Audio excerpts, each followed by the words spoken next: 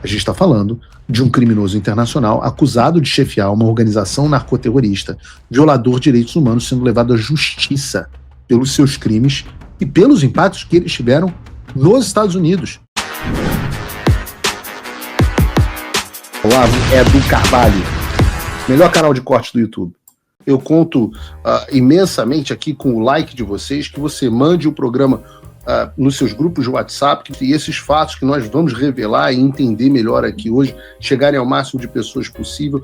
Então, manda o programa para os amigos e manda o programa para os inimigos, especialmente esse, porque esse é o Paulo Figueiredo Show. E como esse é o primeiro programa que a gente está fazendo, e a gente está falando de Venezuela, né? Eu não tenho como deixar de comentar. Ontem a gente teve o Paulo Figueiredo Show com o Flávio, a gente falou rapidamente de Venezuela, mas eu não pude. Ontem eu estava num papel de entrevistador e não de comentarista. E eu não podia deixar de falar da operação cinematográfica conduzida pelos Estados Unidos, que culminou na captura do ditador Nicolás Maduro. E eu não vou explicar a operação em si, porque eu acho que vocês já viram isso em vários outros lugares. Então eu vou focar em outros pontos com os quais eu acho que eu posso contribuir um pouco. A primeira coisa é que tem muita gente falando que pode ter sido uma encenação, uma operação fajuta, que já estaria sendo combinada entre os Estados Unidos e a Venezuela. Sempre tem esses, os caras que, eles sacaram tudo. Eles são fodas, eles sacaram tudo. E eu confesso que no ponto que nós chegamos, nenhuma conspiração mais é totalmente absurda. Mas essa me parece inverossímil. Porque houve uma preparação real. Aliás, o que vocês acham da operação da Venezuela? Digam aqui no chat. Bruno, bota aí o chat das pessoas pra gente. Mas, de fato, houve uma preparação real do ponto de vista militar. Foram meses e meses de planejamento, uma quantidade absurda, bases aéreas refeitas e modernizadas, navios, um planejamento gigantesco, a quantidade de recursos, uma coordenação impressionante entre as forças militares, mais de 150 aeronaves operando de forma coordenada, levantando de lugares diferentes, a partir de 20 bases militares diferentes, tanto em terra quanto em mar. Teve bombardeio, avião de combate, plataforma de inteligência, de vigilância, reconhecimento, helicóptero, drone, aeronave de apoio. Essa foi uma das maiores operações militares dos Estados Unidos em muitos anos. Absolutamente impressionante. Isso sem falar nas fatalidades. O governo de Cuba divulgou uma lista de 32 cubanos que morreram durante a operação, e o exército da Venezuela anunciou a morte de 23 militares. E, além disso, você tem a defesa da mulher do Maduro, que diz que ela sofreu ferimentos graves. E não me parece claro, ou me parece claro que isso foi, sim, uma operação real e uma operação altamente bem sucedida. A ideia de que foi tudo combinado me parece muito mal fundamentada. Dito isso, eu acho que seria bom falar também sobre algumas coisas, sobre o contexto da operação. Porque muitas pessoas estão dizendo que... e a gente vê isso na imprensa o tempo inteiro, e você de casa precisa saber rebater isso. A ideia de que os Estados Unidos sequestraram um chefe de Estado porque não gostavam dele, e que isso é errado, e que não poderiam ter sido feito, soberania, e não sei mais o quê.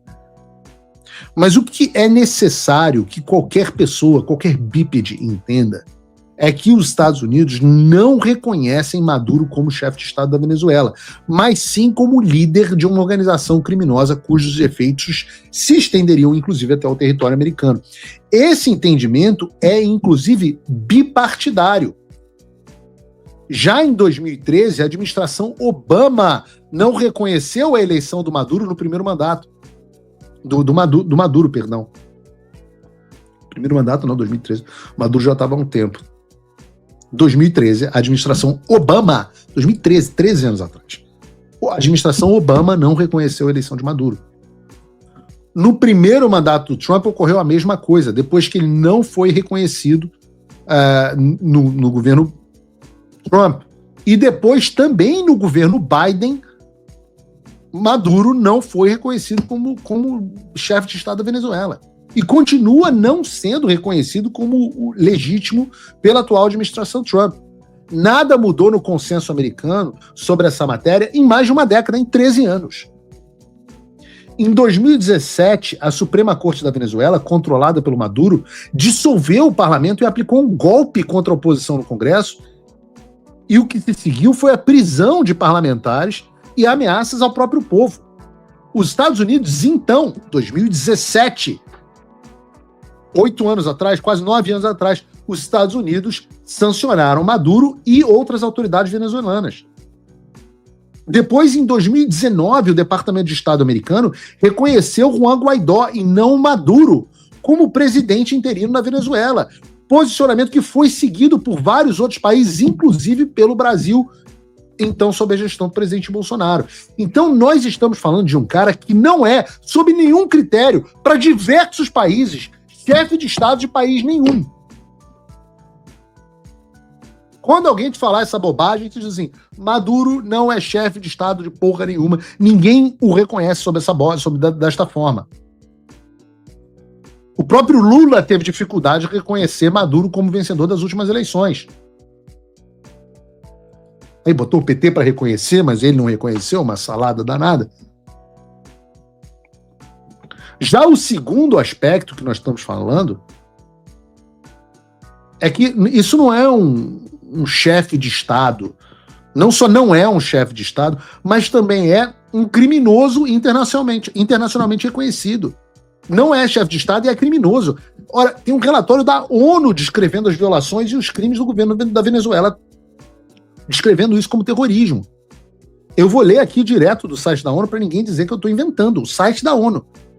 O comunicado emitido nesta terça-feira afirma que estas violações incluem detenções arbitrárias, tortura, desaparecimentos forçados de curta duração e violência sexual, que são levadas a cabo como parte de um plano coordenado para silenciar os opositores ou aqueles considerados como tal. Entre as vítimas estão crianças e adolescentes, além de pessoas com deficiência. Está dizendo a ONU. A missão afirmou que as pessoas detidas são ameaçadas, inclusive com tortura, por isso que o Alexandre de Moraes gosta tanto, para que se incriminem por atos que constituem crimes graves como terrorismo.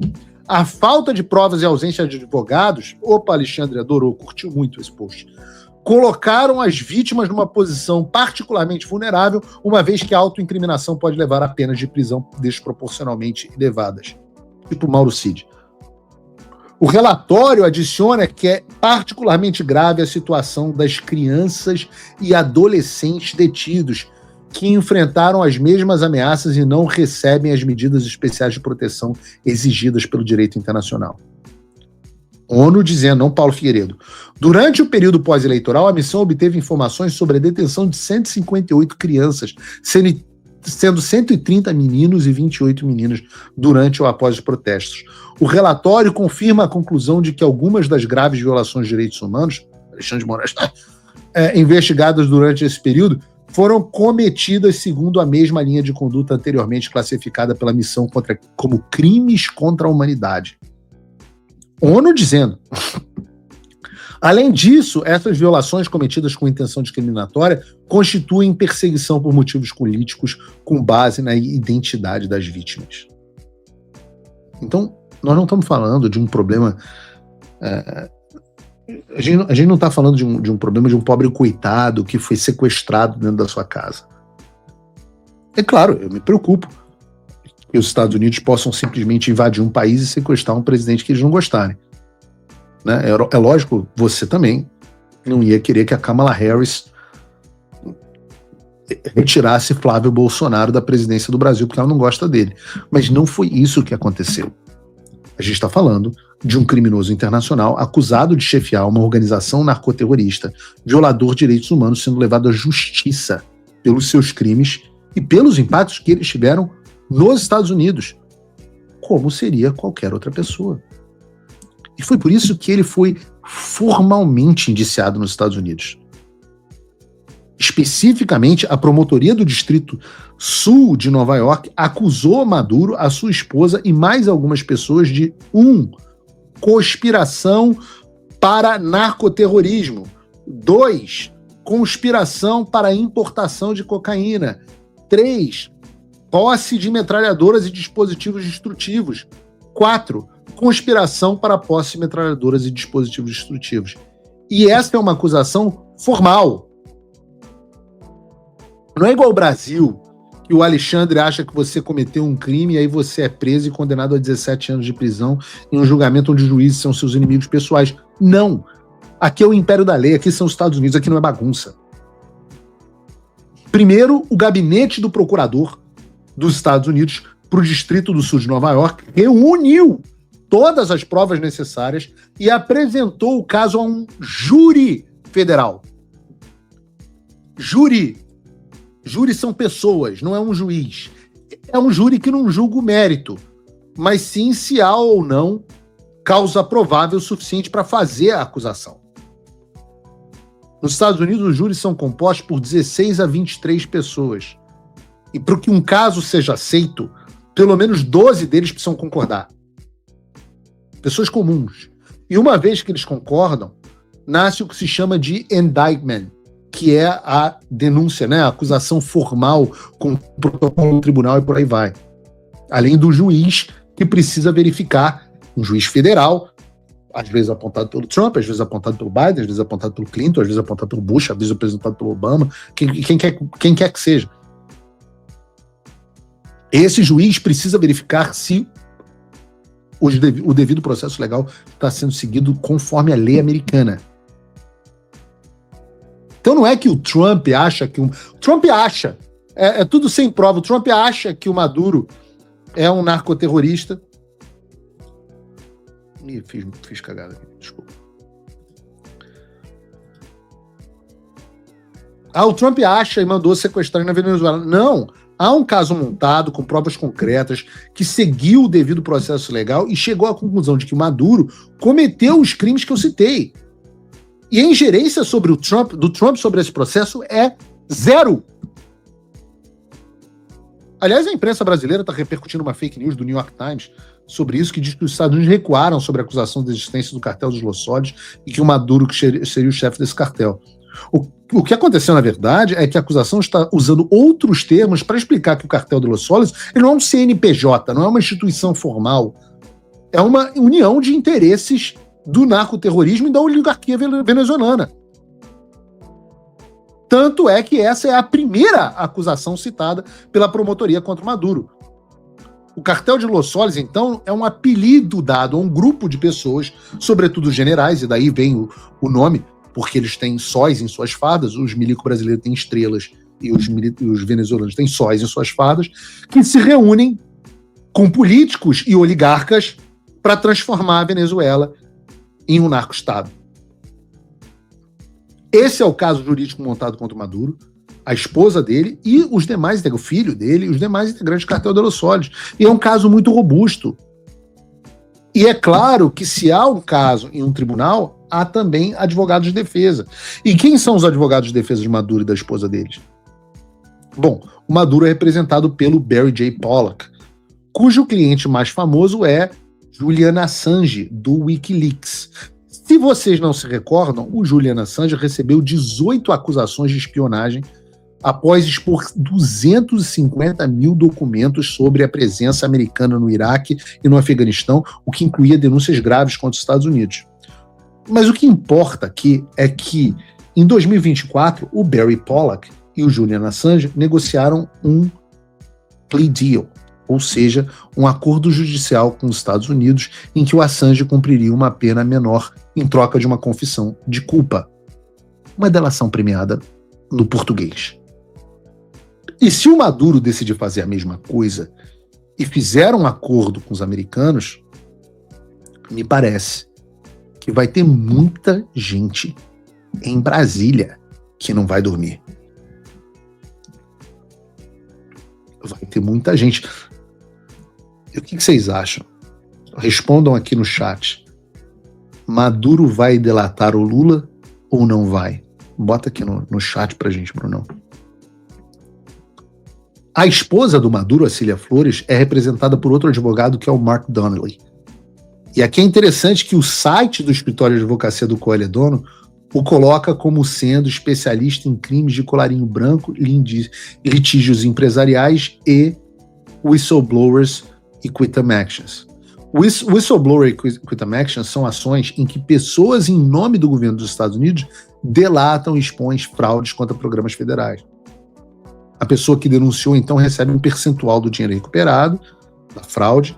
Ou seja, o que eu estou dizendo a vocês é que o advogado da mulher do Maduro também é especialista em gente que quer delatar. E a gente tem certeza que isso vai acontecer? Evidentemente que não. Mas que o perfil dos advogados me chamou a atenção, e chamou a atenção de outras pessoas, isso sim. E parece que o Nicolás caiu de Maduro. Para quem achava que Donald Trump havia desistido de combater a esquerda aqui na América Latina pelo fim da Magnitsky, estava enganado. Donald Trump não desistiu e eu convido você a não desistir também. Deixe seu like se você gostou dessa captura, comenta aqui o que você acha que vai acontecer nos próximos dias e eu te convido a acompanhar o passo a passo do que está acontecendo aqui na América Latina e qual vai ser o impacto disso no Brasil. Se inscrevendo no canal e ativando o sininho das notificações para você não perder nada. Eu vou estar trabalhando dia e noite para trazer as melhores informações e análises do que está acontecendo no Brasil e no mundo aqui no canal Olavo do Carvalho. Lembrando que eu tenho vídeos novos no canal todos os dias às 18, 19 e 20 horas. Então não perde tempo e ativa o sininho das notificações. Se você quer ajudar ainda mais o meu trabalho, você pode se tornar membro aqui do canal e fazer parte de quem não desiste do Brasil. Vai ter o link aqui na descrição do vídeo para você se tornar membro do canal e receber na frente os vídeos que vão ao ar às 18, 19 e 20 horas. A gente sempre dá prioridade para os nossos membros. Já são mais de 300 membros aqui no canal e eu te convido a fazer parte. Então, deixe teu like. Muito obrigado por você ter acompanhado o vídeo até aqui e até a próxima.